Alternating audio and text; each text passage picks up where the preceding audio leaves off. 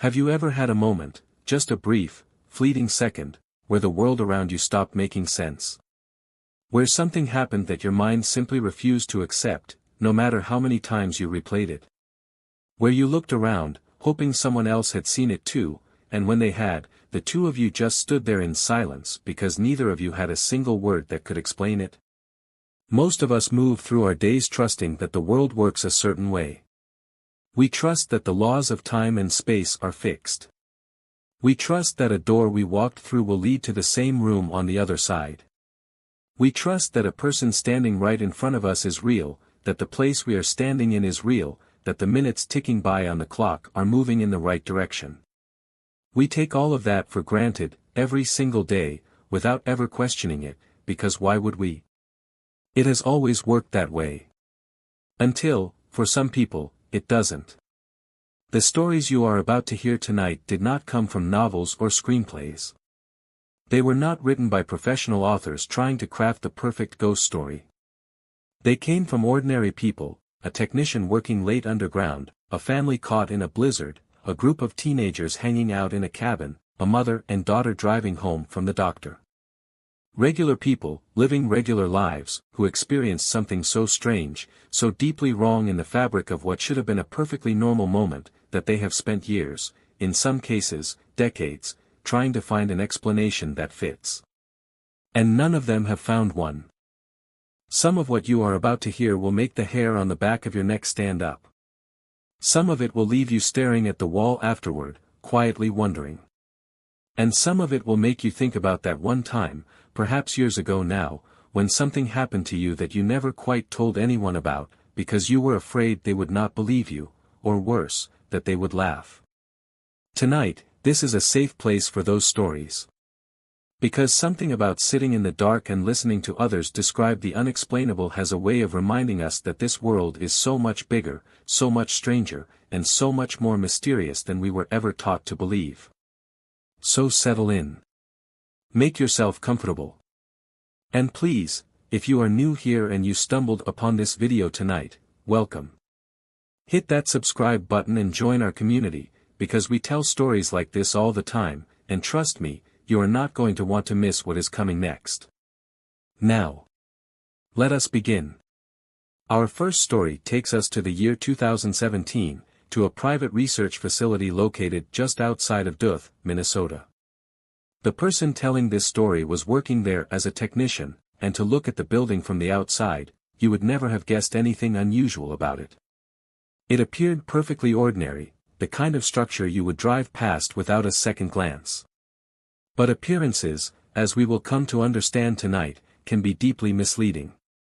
The building was far older than it looked.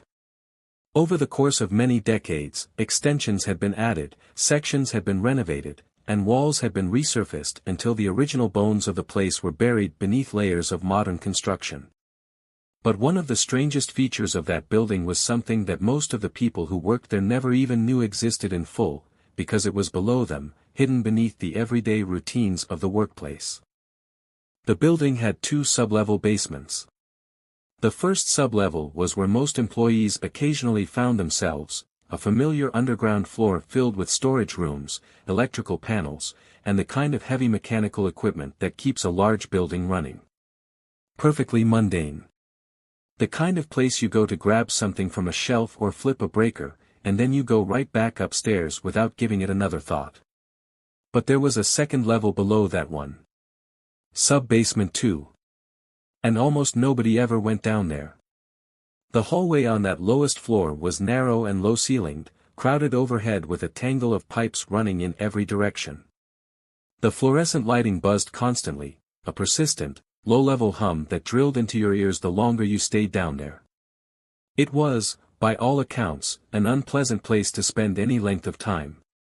But this technician's job required exactly that, because a very specific and extremely expensive piece of laboratory machinery had been installed in a room at the end of that hallway, and it was his responsibility to keep it running properly. Access to that room was tightly restricted.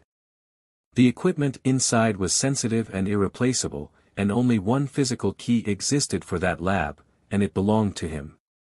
Not his supervisor, not the building manager, not the security team. Just him. If anyone needed something checked down in sub-basement 2, they had to call him personally. There was no other option. The room itself was sparse.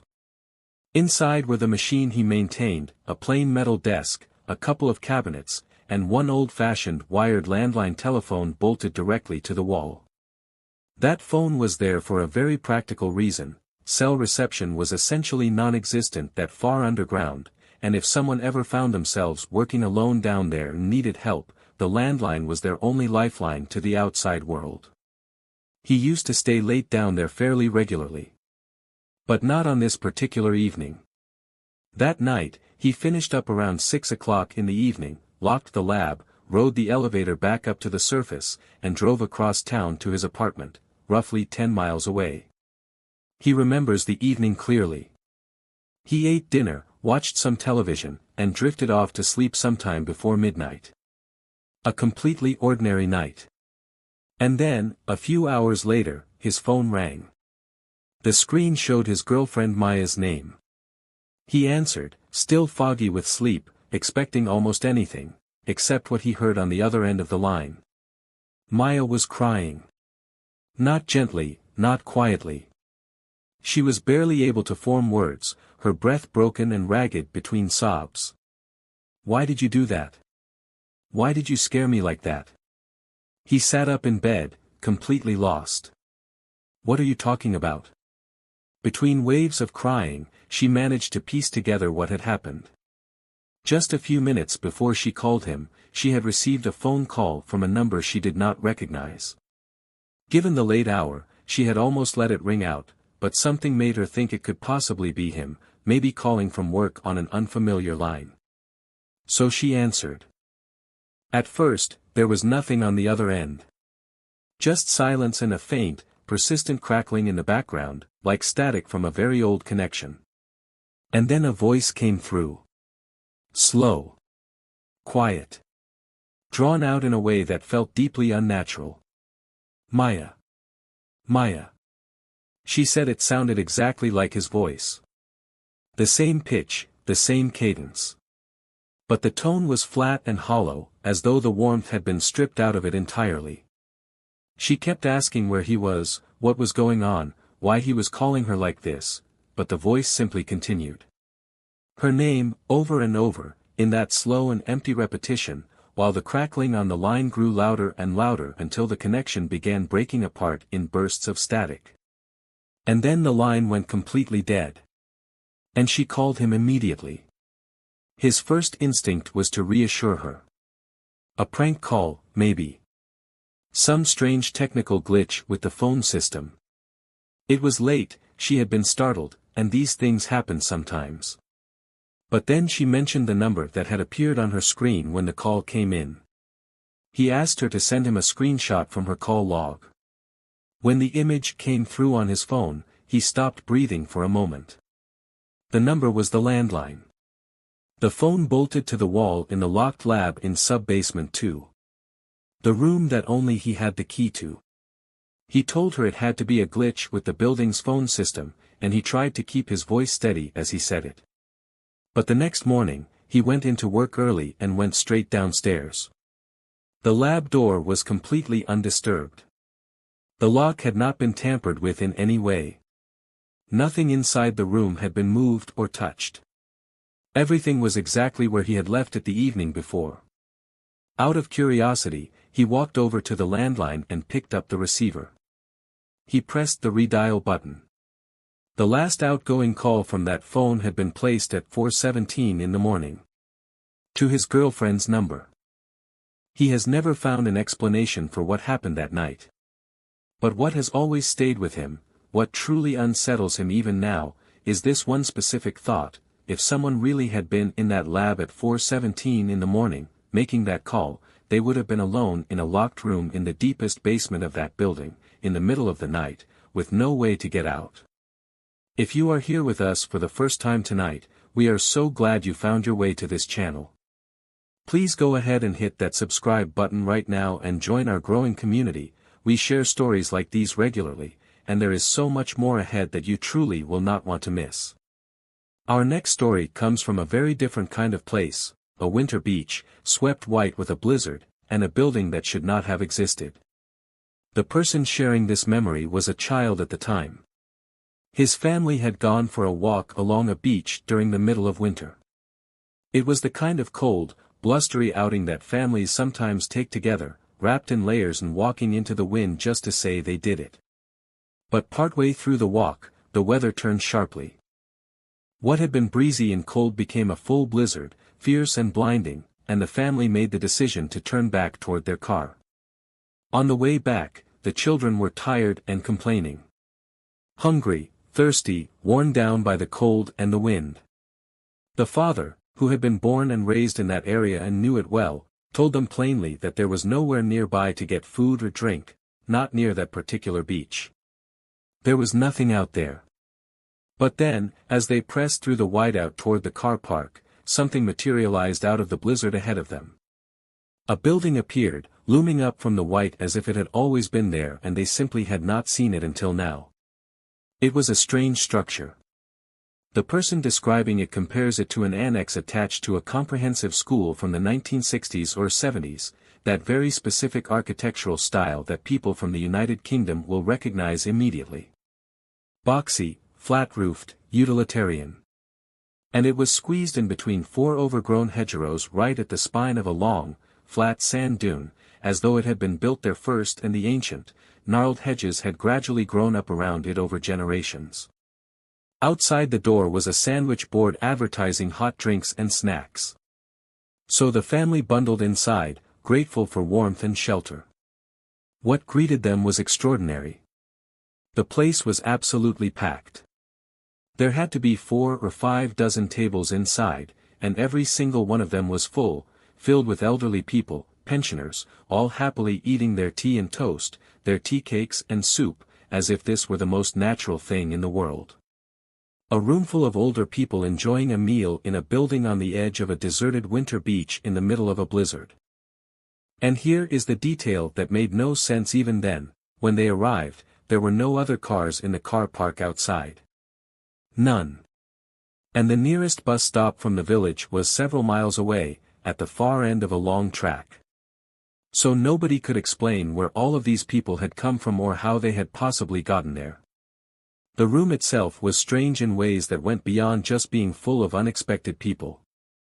The tables and chairs were all mismatched, as though they had been collected from half a dozen different places over many years. They were arranged around a series of glass display cases set on podiums throughout the room, and inside those cases were taxidermied specimens of what were supposedly local wildlife. Except many of the animals on display were creatures that did not even live anywhere near that region: hedgehogs, badgers, foxes. And then other specimens that were either not native to the area or extraordinarily rare there, animals that had no business being in a collection like that in that particular location. At the center of the room, a squared-off spiral staircase led upward to the floor above. And despite the fact that there were no curtains visible from outside the building, and despite the fact that it was the middle of the day during a bright white snowstorm with daylight pressing in all around, the upstairs was pitch black. Not dim. Not shadowy. Black. They could not even make out the top of the banister from where they stood. The family sat down and the father went to get food. And even as a child, this person remembered looking at the prices displayed on the walls and feeling confused by them, because they were all listed in old money. Halfpennies. Sixpence. Shillings. Currency that had not been in use for a very long time. The kitchen was open plan, and all of the equipment behind the counter looked extremely old and retro. So did the clothing worn by the women cheerfully working back there. When the father returned with the food, he could not stop talking about two things. How astonishingly cheap everything had been. And the woman who had served him, how she had spoken to him using highly specific regional dialect words and phrases that he had genuinely believed had died out completely decades ago. He said it felt exactly like being a schoolboy again, visiting the tuck shop as a child. They sat and ate. Very generous portions of warm tea cakes and rich hot chocolate, which tasted wonderful and felt deeply comforting after their battle through the blizzard. And during the entire time they were there, not one single other person entered the building, and not one person left. Even though many of the tables around them had quite clearly finished eating before the family had even arrived. Eventually, they gathered their coats and hats and gloves and scarves and walked back out into the still raging blizzard. They fought their way back to the car, pulled out onto the track with some difficulty, and drove home. In the years that followed, the family returned to that beach many, many times. The building was never there again. Not simply closed.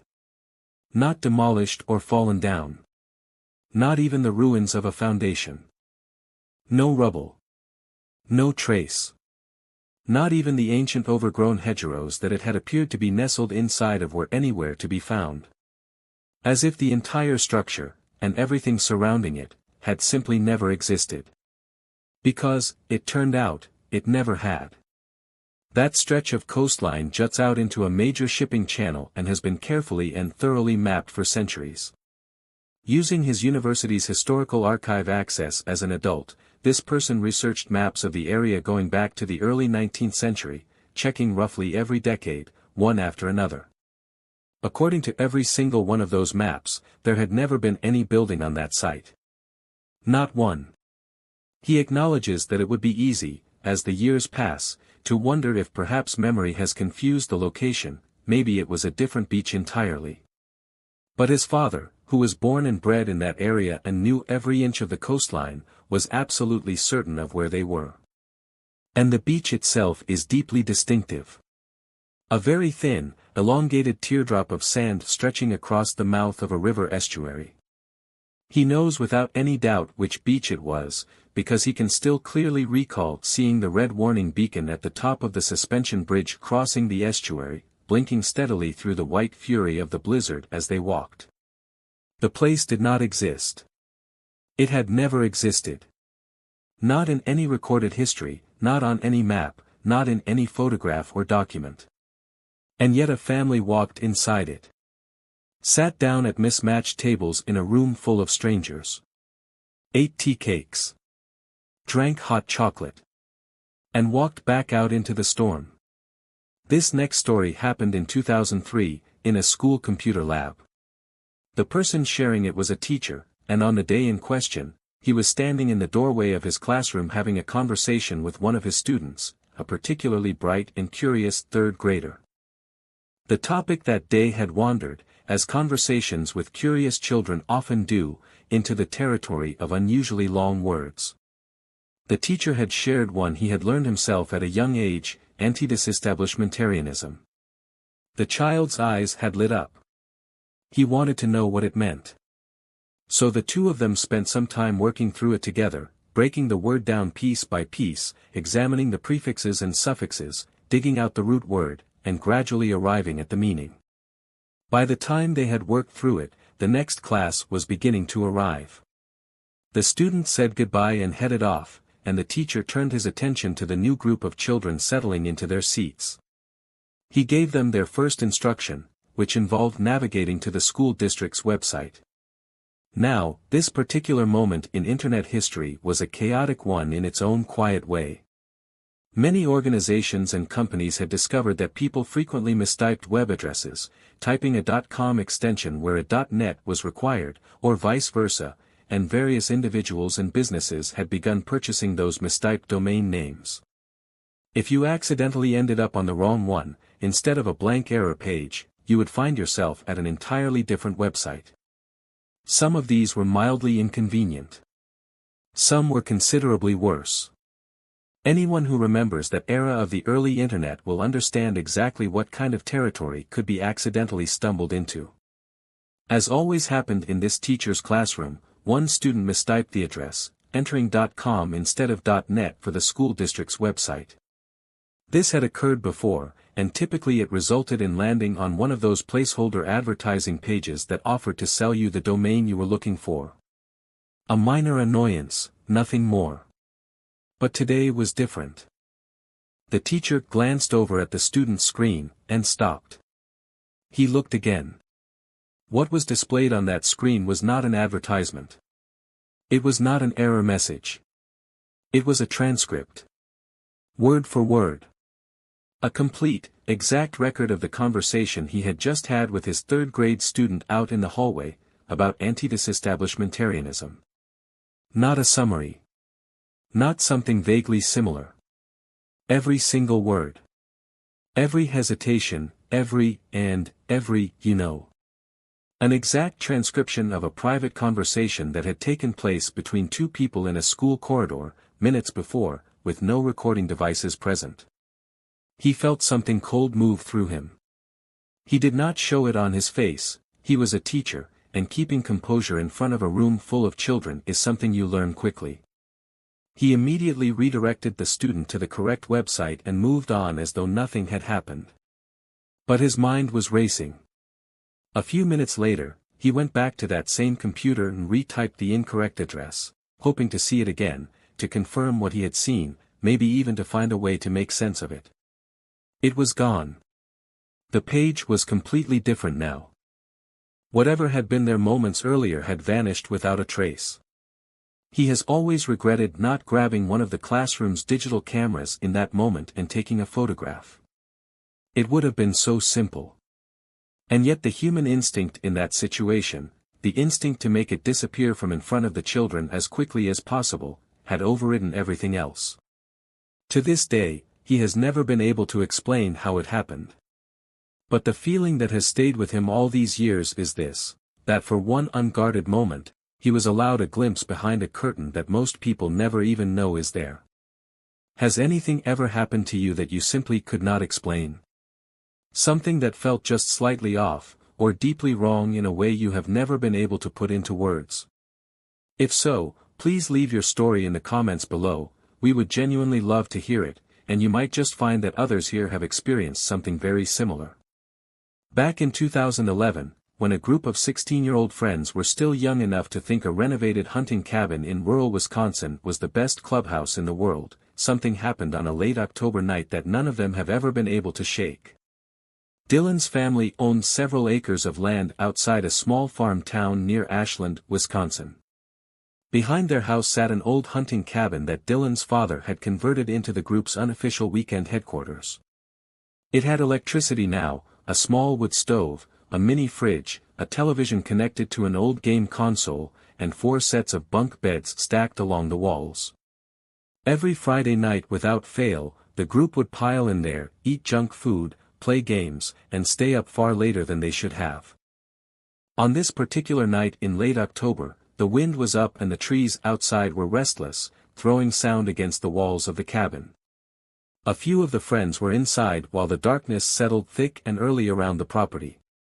At some point, the narrator needed to use the bathroom.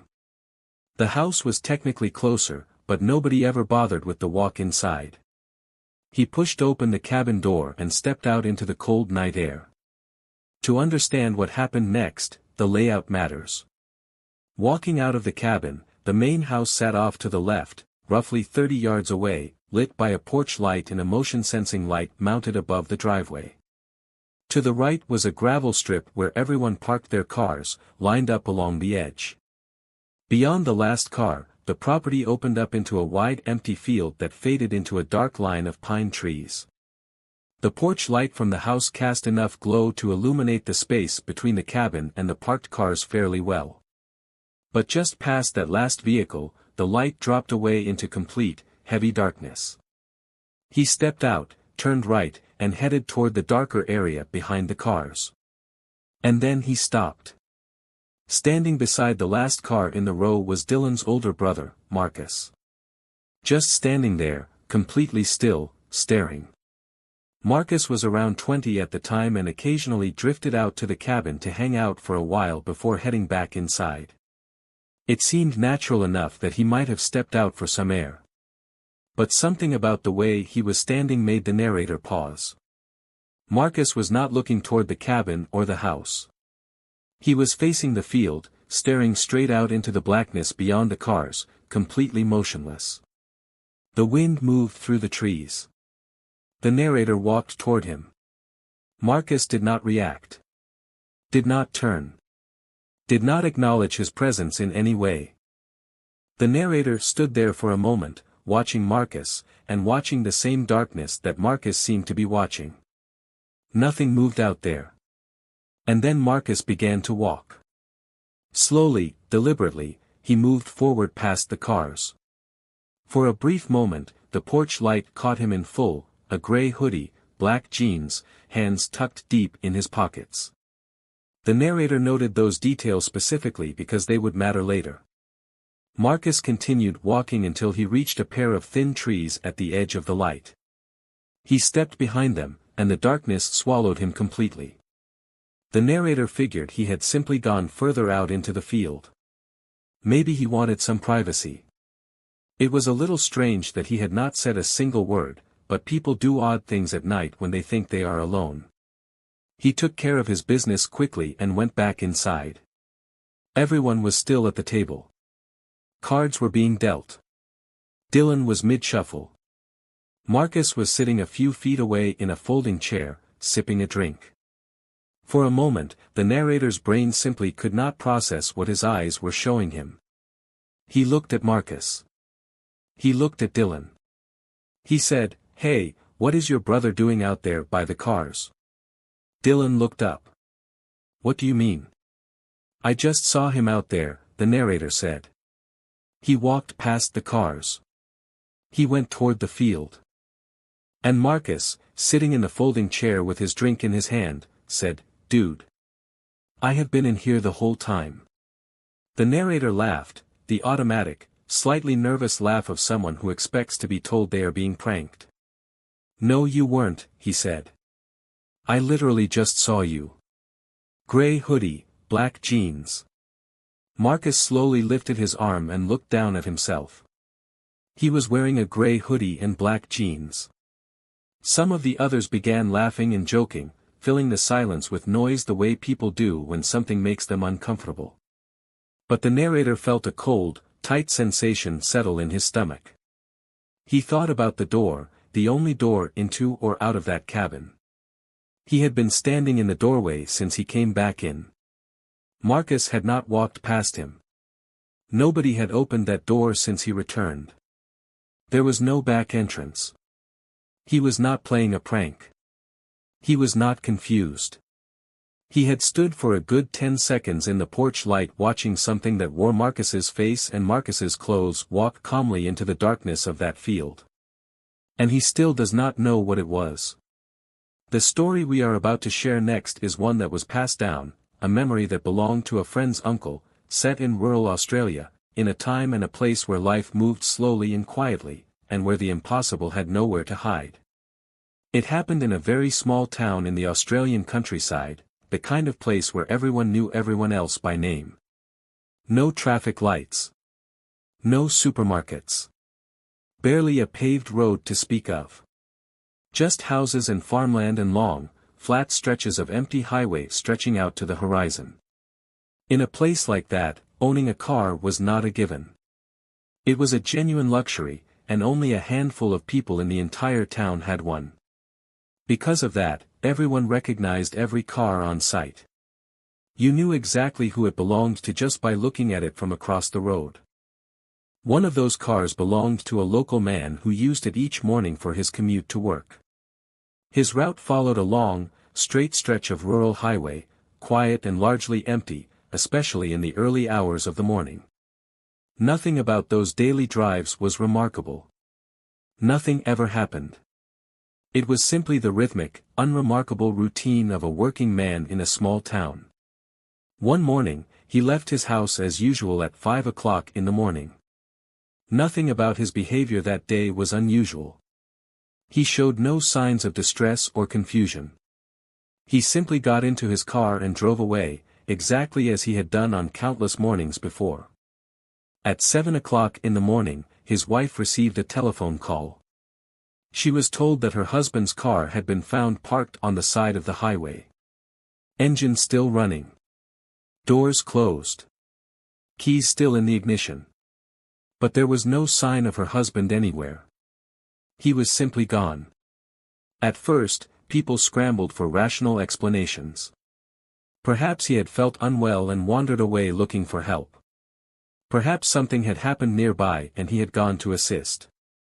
But none of it held together. There were no skid marks on the road. No damage to the car. No footprints in the gravel leading away from the vehicle in any direction.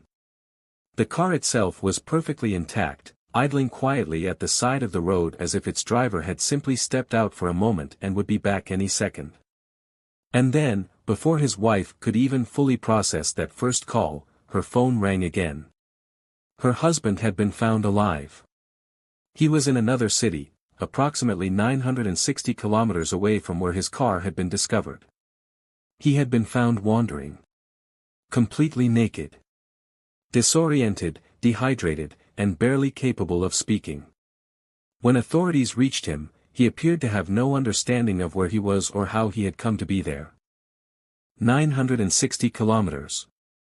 Even today, with modern highways and modern vehicles, that distance represents at minimum 9 hours of continuous driving. In that era, with older roads and older cars, the journey would have taken considerably longer. And there were no records of him purchasing fuel anywhere along that route. No bus tickets, no train records. No witnesses who remembered seeing him or giving him a ride. He had no money for commercial travel, and the nearest airport with serviceable flights was not even a realistic option for someone of his means. How do you cover nearly 1,000 kilometers in 2 hours, with no vehicle and no money and no assistance, and arrive on the other side of the country with no memory of how you got there?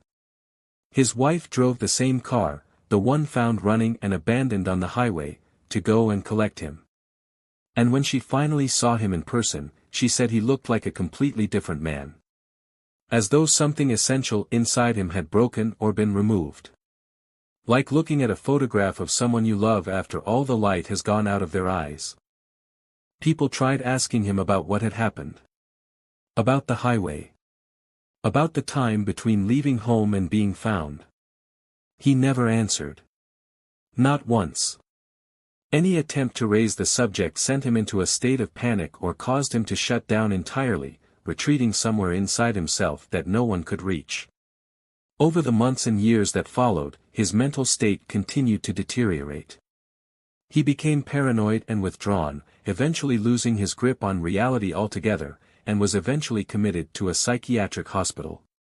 He never spoke about that morning again, to anyone, for the rest of his life. The friend sharing this story says that what haunts him most is not the distance, and not even the missing time. It is the image of the car sitting at the side of that empty highway with the engine still running, as though its driver had stepped out just for a second and simply never came back. As though time or reality had simply skipped over him, the way a record skips a groove, and placed him somewhere else entirely, with no explanation and no way back to who he had been before. This next story comes from a woman in her late 30s, and she describes it as the strangest, most inexplicable thing that has ever happened to her. She was home with her husband and children. They were all in the living room together, relaxed, watching television and talking. Ordinary. Comfortable. The kind of evening that feels like the very definition of normal. Something, she cannot remember exactly what, fell from somewhere and landed on the floor near where she was sitting. Without thinking, she bent over to pick it up. And in that moment, foot touching the ground, hand reaching for the object, both things happening at the exact same instant, she was no longer in her living room. She was stepping off a street curb. The position of her body was exactly the same as it had been when she bent down. But the world around her was completely different. It looked like a large city, and the visual details, the clothing, the vehicles, the general atmosphere, placed it firmly in the 1920s or 30s. She looked down at herself and saw that she was a man, dressed in a formal suit with a long coat, expensive shoes, and a hat. She caught a glimpse of a reflection in the water pooled at the curb's edge, or possibly in a car window, and saw the face looking back at her. She could hear everything. The sounds of that street, that city, that time were fully present and completely real. Every sensation told her she was there. She kept meticulous notes about it in her journal shortly afterward, and has revisited those details many times since. What broke whatever connection had been made, she believes, was the moment she straightened up, and she was back in her living room, surrounded by her husband and children and the familiar sounds of the television. It lasted only seconds. But it was so vivid, so complete in its detail, so absolutely real in every physical sense, that it left her shaken in a way she has never quite recovered from. She says she can still see it clearly in her memory, as sharp as anything that happened yesterday. She knows it makes no logical sense, and she would be the first to say so. But what she experienced was not a daydream or a passing thought. It was total immersion in another time, another body, another world. And then it was over. Like this video if something here has resonated with you, and please share it with a friend who loves stories like these. You never know who else out there has been carrying an unexplained experience and just needs to know they are not alone. In 2018, a young man was staying over at his girlfriend Lena's parents' house outside of Boise, Idaho. The two of them were in the living room watching television when, without any warning at all, he began feeling intensely nauseous and heavy. One moment everything was perfectly fine. The next, he felt as though he might simply collapse where he sat. Lena walked him into the kitchen so he could get some water and catch his breath. He leaned back against the counter and she wrapped her arms around him, checking on him, asking if he was all right. And then she pulled back and looked at his face. Her expression shifted into something he had not been prepared to see. Sheer terror. She kept reaching up to touch his cheeks, telling him his face had gone completely pale, almost gray, and that his lips were turning purple. And that is when he noticed something that should not have been possible. He could not feel his heart beating. He told her so. He reached up to check his pulse at his neck. And then everything went dark. But not in the way that losing consciousness normally feels. He did not simply black out. He found himself somewhere else. He cannot describe it in the usual terms. It was not a room, and it was not outdoors. It was a vast, empty space. And yet he was standing in it, moving through it normally, feeling entirely solid and present. He was not alone. There were other people there. A range of ages, a variety of clothing, different faces, all perfectly ordinary-looking people who appeared just as real and solid as he was. They could see him, and he could see them. No one spoke. They simply stood together in the silence of that place. And then, far off in the distance, a light appeared. Bluish-white, faint at first, then rapidly growing brighter and more intense. Something passed between all of them at the same moment, a shared understanding that needed no words. They were meant to walk toward it. And so they did. With every step closer, the feeling that came over him deepened. A calm that he says he has no other words for, a peace so complete and so total that every worry, every fear, every weight he had ever carried simply ceased to exist. He remembers thinking that the light was the most beautiful thing he had ever seen in his life. And then something grabbed him. From behind. Hard and sudden. Like a hook sinking into him and dragging him backward with tremendous force.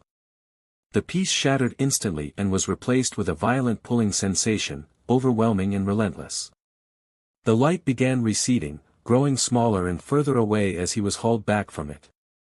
In the faint distance, he could hear a sound building, static at first, then resolving into something recognizable. A scream. And the moment that scream registered, the light disappeared entirely. He woke up on the kitchen floor. Lena's mother was performing CPR on him. She was a nurse, and she had run in when she heard her daughter screaming. Lena herself was kneeling beside them in hysterics. The scream he had heard while being pulled away from that light was hers. What had happened, according to those in the room, the moment he said he could not feel his heart, he lost consciousness and fell forward against Lena. She could not hold his weight. He struck the counter on the way down and crashed into some empty bottles on the floor. Her mother could not find a pulse.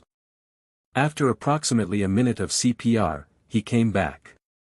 Lena told him afterward that while he was unconscious on the floor, he was completely still, but he was smiling. She also told him that moments before he stopped breathing, all three of the family's cats had gone absolutely frantic. Hissing, howling, sprinting toward the back door as though something had frightened them beyond reason. One of them returned the following morning. The other two were found later that day, up a tree several blocks away. At the hospital, every test they ran came back completely normal. The doctors could not find a cause for what had happened. He says the reason he thinks of this less as a near-death experience and more as something stranger than that is one very specific detail. When he first arrived in that empty space and the other people there turned to look at him, they seemed confused. Not frightened. Not welcoming. Confused, as though he had appeared somewhere he was not supposed to be. And moments later, he was pulled away. This next story came from someone who experienced it as a child of about 6 years old, and it repeated itself over and over again throughout their early childhood. They have tried, in the years since, to explain it away as a recurring nightmare.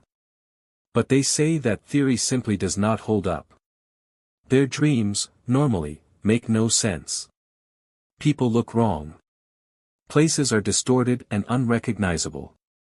The logic of dreaming is loose and strange and nothing quite holds together. But this was different. In this recurring experience, they would be in their own bedroom. And every single detail would be perfectly, flawlessly accurate. The exact teddy bear wallpaper on the walls. Every knick-knack in its precise location. Every shadow falling exactly as it should have in a real room at night. It was indistinguishable from waking reality. They would find themselves awake in the dark of their room. And they would notice that the shadows on the walls had the shapes of forest animals. They would try to figure out what objects in the room were casting those shapes. And then they would realize, slowly, horribly, that there was nothing in the room that could possibly have created them. And the shadows would blink. Glowing red eyes would open in the shapes on the walls. And then the shadows would peel away from the surface, the way you peel a sticker from a smooth box, and drop to the floor and run toward the child and kick and bite. They would wake the next morning with no memory of how it ended. Only the certainty that it had happened again. They never told their parents. Not once, no matter how many times it occurred. They were young and did not think to check themselves for bruises the following morning, and besides, they were a clumsy child and were always covered in them. So there was no way to know.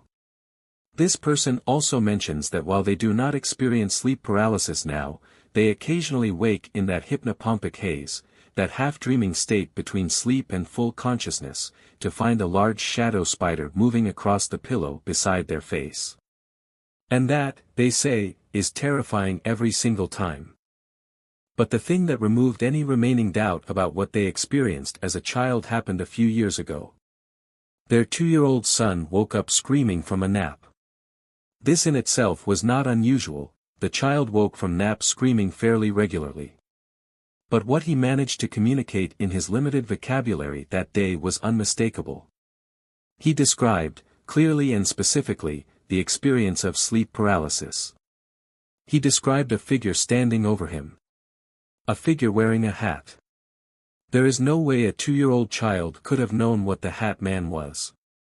There is no way he could have heard that term or encountered those stories. And yet there he was, describing it.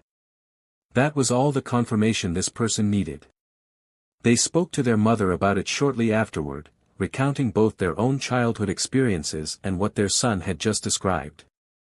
And their mother paused, and then quietly admitted that she herself occasionally sees shadow figures. 3 generations. The same entities. The same experiences passing through a family like something inherited. Following a traumatic rollover car accident, someone found themselves experiencing something they can only describe as fighting to stay on a particular timeline. The accident itself happened in April. By some miracle, they walked away without a single physical injury. But they went back to work far too quickly, still in shock without fully realizing it, and in the weeks that followed, strange things started happening. Moments were disappearing. Small pieces of time were simply missing, and reality felt slippery and unstable in a way that was deeply frightening. One day at work, they were helping a coworker with a task, the two of them working side by side, actively talking back and forth. The narrator asked their coworker a question. Silence. They looked up, expecting a response. Their coworker was not there. Not gone to the back room. Not ducked behind a counter. Simply gone, mid-conversation, as completely as if they had never been there at all. The narrator checked the bathroom, empty. Checked the back room, no one. Went back to the work area and waited. 15 minutes passed with no sign of them. Eventually the narrator called out their name as loudly as they could. And the coworker answered, calmly, from right beside them. Why are you yelling? I am right here. I have been here the whole time. The narrator screamed from the shock of it and immediately began crying and shaking, the fear of the experience crashing through them all at once. Because from the coworker's perspective, nothing had happened. No gap.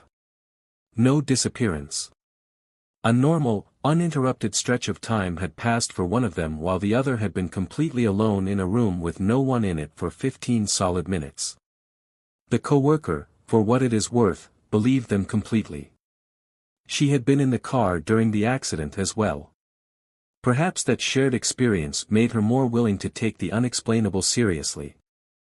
When the narrator finally went to the doctor, they were diagnosed with a concussion, though all scans came back clear and normal.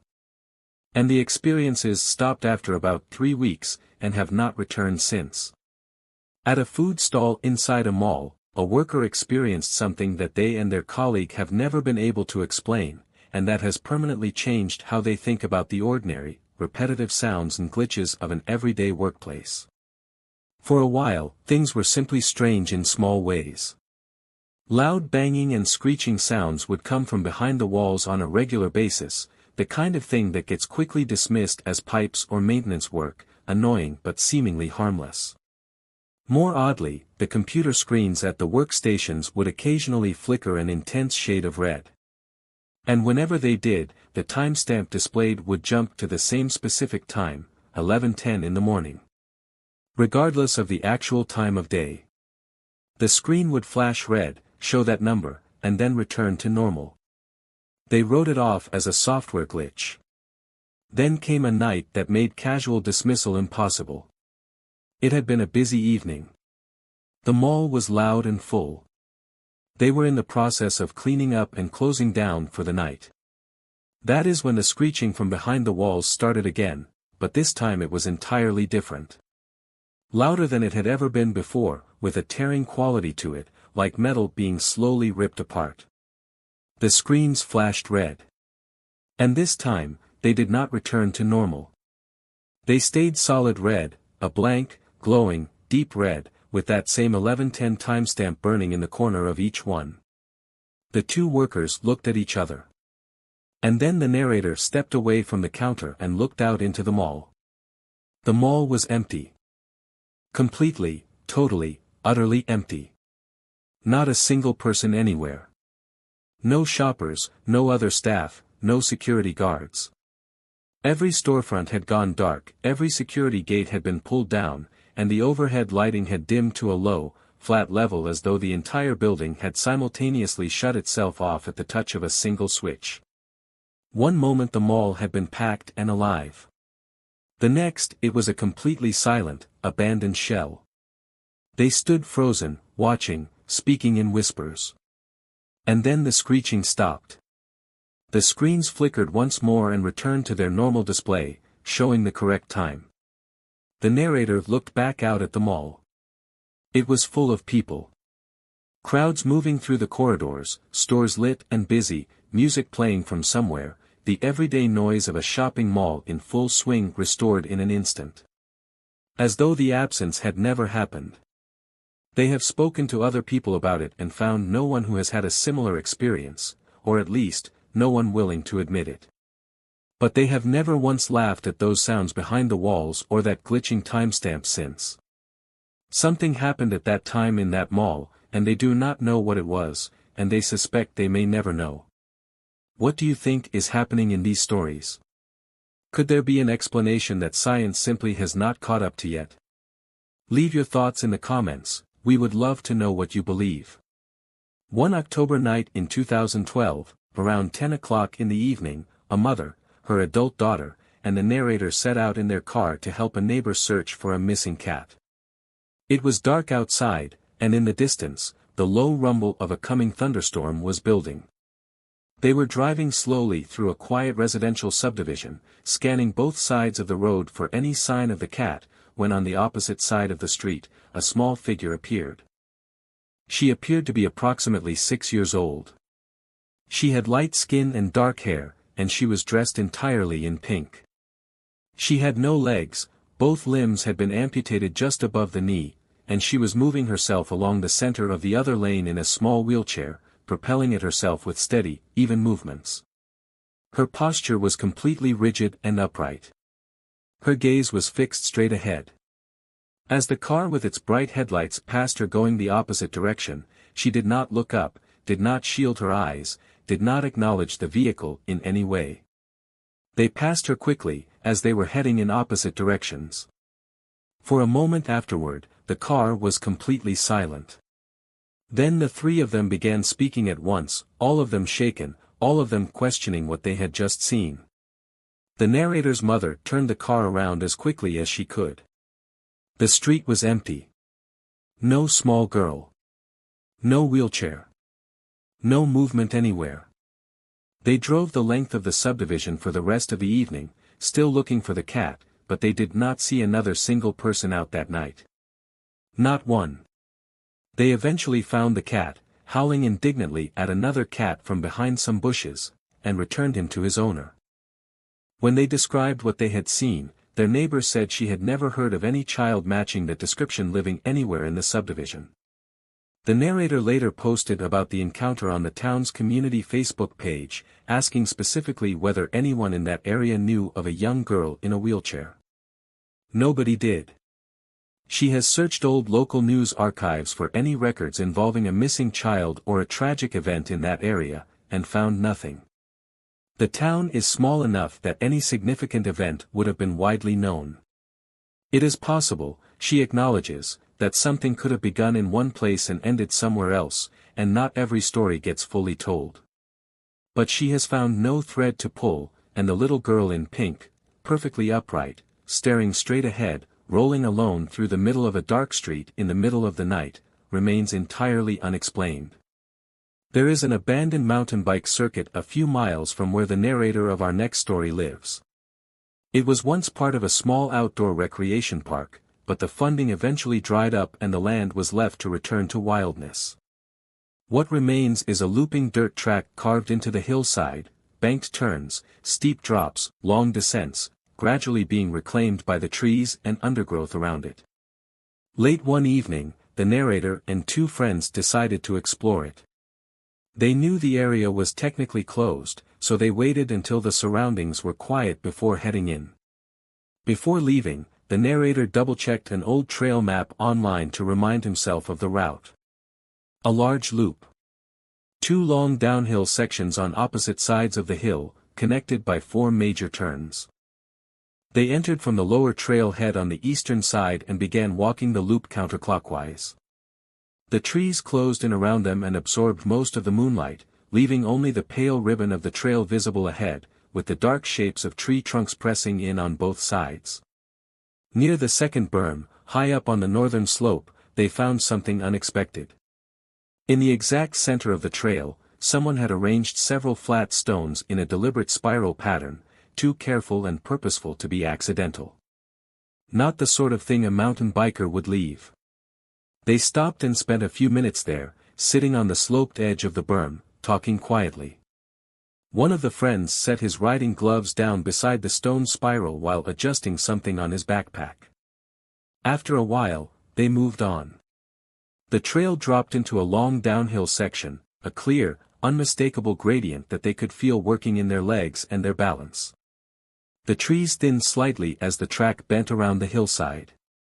They passed the third turn. They followed the trail toward what their map told them should be the southern stretch of the loop. And there it was again. Another berm. And sitting in the center of it, the stone spiral. Not something similar in design. The same stones. The same deliberate pattern. The same uneven gaps between them. And placed right beside it, the same riding glove that their friend had left at the first marker. They all stopped together. No one argued about where they were. The elevation was clearly different. They had walked a full downhill section to get here, which meant they were in a different part of the loop entirely. The trail map had shown only one long descent at this stage of the route, and they had followed it exactly. There had been no side trails, no unmarked shortcuts, no intersections of any kind. The loop design physically prevented doubling back. The mood changed immediately. What had felt like an adventurous nighttime walk suddenly felt wrong.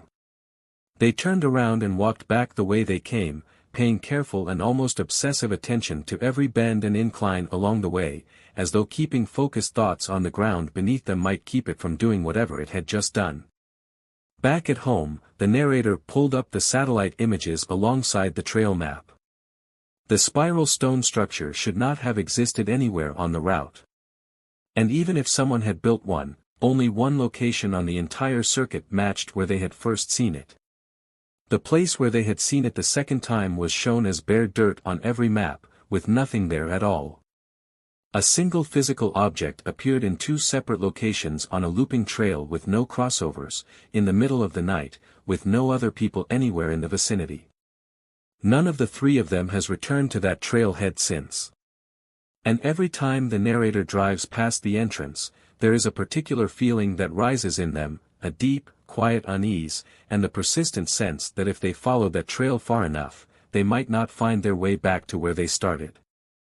When the narrator of our next story was around 12 years old, they had a habit of visiting a small corner store near their house to spend their allowance on sweets. It was run by a friendly couple, not originally from America, though the narrator was never entirely sure where they were from. The shop was comfortable and familiar, and the candy was reasonably priced. The couple moved away eventually, but for the years they were there, the store was a regular part of life in the neighborhood.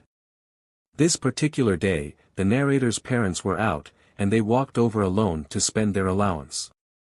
The familiar bell above the door jingled as they stepped inside, and they began wandering the aisles, trying to decide what to choose. They had a handful of coins, and they pulled a few out to check whether they had enough. Several coins slipped from their fingers and fell to the floor. A couple of them rolled and disappeared underneath the shelves. The narrator got down on the ground and started searching, eyes first, and then hand, reaching into the narrow gap and carefully dragging coins back out from amid the dust and debris beneath the shelf. Their entire focus was on those coins. Nothing else existed in that moment. When they were sure they had retrieved the last one, they pulled their hand back and stood up, and as they rose, a strange sensation passed through them, something like a sudden dizziness or a brief spinning of the world. They were no longer in the shop. They were standing in a living room. It was not a public space. It was clearly someone's home. The narrator stood there completely frozen, not understanding anything about what had happened or where they were. They looked around, their mind producing no useful thoughts at all, only stunned blankness. And then they noticed something. They had the coins in their hand. They were still wiping the dust from them, the habit continuing even as their brain tried to process the impossible. And they watched, clearly, unmistakably, as a visible quantity of dust from beneath that shop shelf fell from the coin in their hand and landed on the clean floor of the living room. A moment after the dust hit the floor and they watched it land, the world shifted again, and they were back in the shop. They stood there, moving forward and back, testing the space around them. Everything felt completely normal. The shop was the shop. The shelves were the shelves. They looked down at the exact spot where the dust would have fallen, had they still been in the store at the moment it dropped. There was nothing there. Because the dust had not fallen in the shop. It had fallen somewhere else entirely. In a living room that the narrator still cannot place. And a small piece of the world, a bit of loose dust from under a shop shelf, went somewhere else with them that day. And stayed there. They have carried that story for years, rarely knowing how to share it or who to share it with. But they are certain of what they saw. The dust was real. The living room was real. And wherever it was, it has a small piece of evidence that something impossible once happened there. After a back injury, one woman was attending regular physical therapy appointments, with her mother driving her to and from the clinic, only about 10 minutes from home. On one particular drive back, the two of them were chatting away, as they always did, when a car nearly crashed into them at an intersection. It was a frightening moment, the kind of close call that leaves your heart hammering and your hands unsteady. But they were unhurt, and after the initial shock wore off, they went back to their conversation. They both clearly remember taking a left turn onto the main road near their house. They were talking, distracted, not paying particular attention to the route.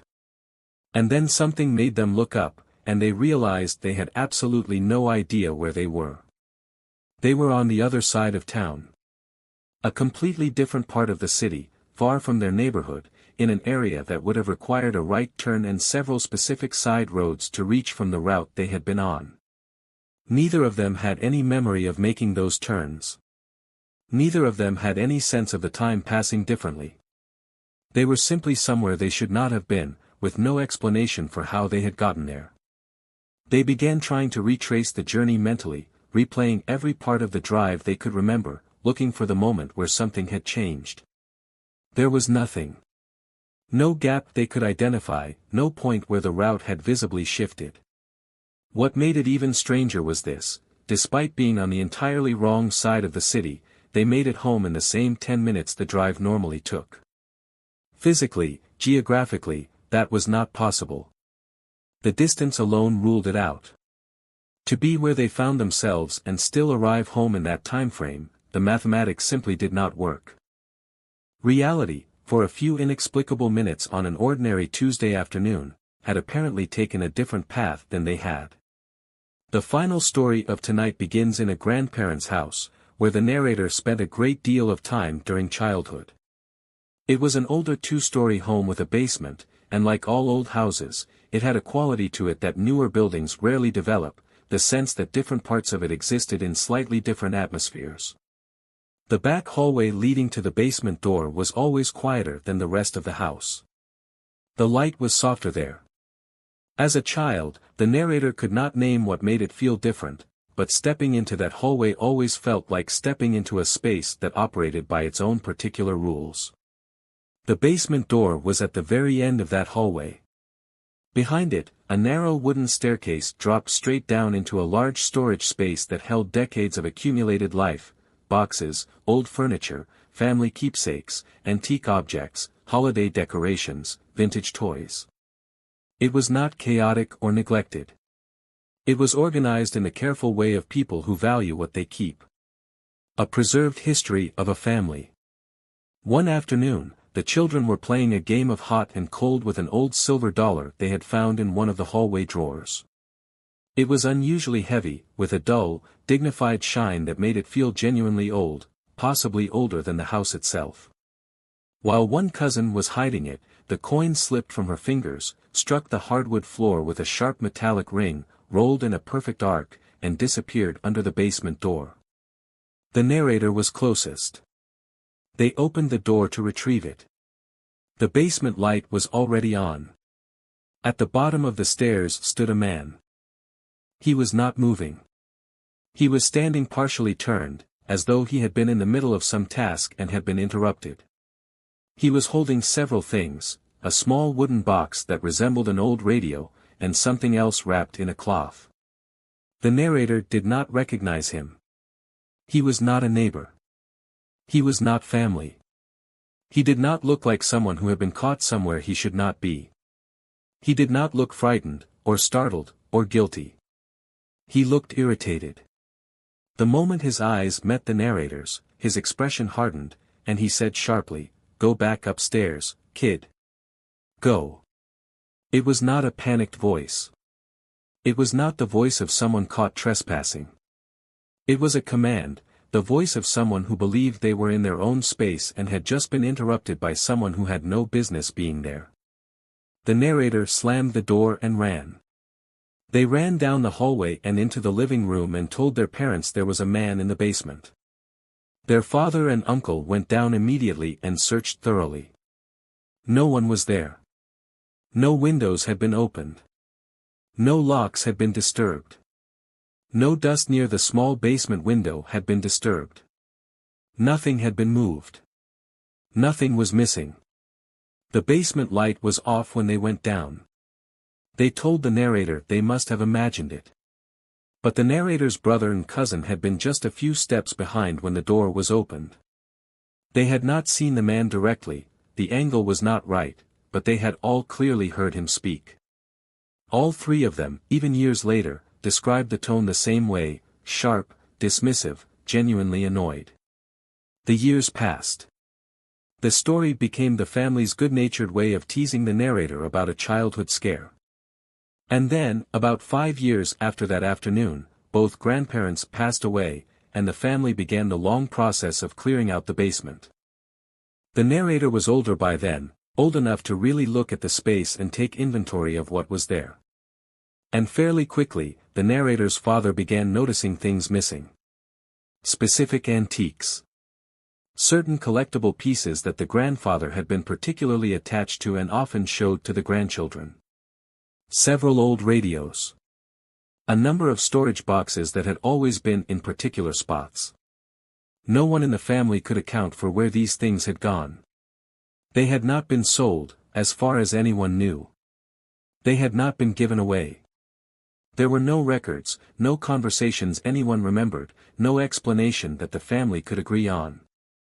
Standing in that empty basement, the narrator was overwhelmed by a feeling of deep familiarity, not of the basement itself, which they had been in many times, but of a specific angle, a specific perspective. The feeling of having stood in exactly that spot before, but from the other direction.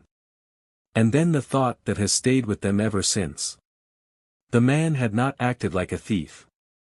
He had not dropped anything when startled. He had not run. He had not tried to hide. He had looked up at a child appearing at the top of the stairs with the expression of someone who has been inconveniently interrupted in their own home. What if the basement door that afternoon had not led to their grandparents' basement? What if, for a moment, just a brief and extraordinary moment, it had led somewhere else? Another version of the same house, existing alongside their own in some way that defies every law we believe governs reality. And the man standing at the bottom of those stairs was not in their house at all. He was in his own basement. And the narrator was the one who had suddenly, inexplicably appeared at the top of his stairs. And the silver dollar they had been playing with? They never found it. Not under the door where it had rolled. Not on the stairs. Not anywhere in the basement. Perhaps it did not belong to their house at all. Perhaps it rolled under that door and kept going, right into somewhere else. Two people, in two separate versions of the same space, each one suddenly seeing something they absolutely should not have been able to see. And then the door closes. And the moment is gone. And that, dear friends, brings us to the end of tonight's stories. What do you think about what you have heard tonight? Do you believe there are glitches in the fabric of reality, moments where the ordinary rules break down and something else shows through? Or do you think there is always a rational explanation waiting to be found, if we only look hard enough? I would genuinely love to know your thoughts. Please leave your answers in the comments below, tell me which story stayed with you the most, and if you have ever experienced something you could not explain, please share it. This is a community built on exactly these kinds of stories, and every one of them deserves to be heard. If you enjoyed tonight's stories, please give this video a like and share it with someone you know who loves the unexplained, your friend, your sister, your daughter. Someone who will appreciate sitting with the mystery of it. And please make sure you have hit that bell icon so you are notified the moment a new story goes up, because we do this regularly, and the stories only get stranger. Thank you so much for spending this time with us tonight. It truly means more than you know. Take care of yourselves. Stay curious. And we will see you again very soon.